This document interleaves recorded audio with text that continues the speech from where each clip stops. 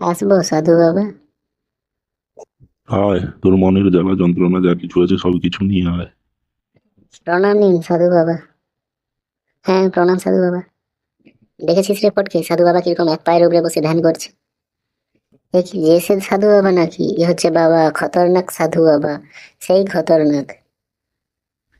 ইদিং মিদিং চিদিং চাই চুমু ইদিং ইদিং ইদিং হিদিং বিদিং বুম বলে বুম বলে। আমি জানি বৎস, তোরা কেন আমার দরবারে এসেছিস। তুমি জেনে গেছো সাধু বাবা? কেন এসেছি বলো?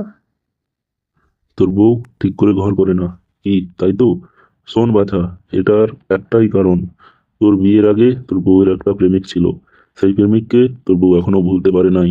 যত তাড়াতাড়ি ওই প্রেমিককে ভুলবে তত তাড়াতাড়ি তোর সাথে মন দিয়ে সংসার করবে। আয় আমার কাছে আয়। হ্যাঁ হ্যাঁ সাধু বাবা, আপনি একদম ঠিক বলেছেন। কি করে আমার বউয়ের মন থেকে ওই পুরনো প্রেমিককে ভোলা যায়?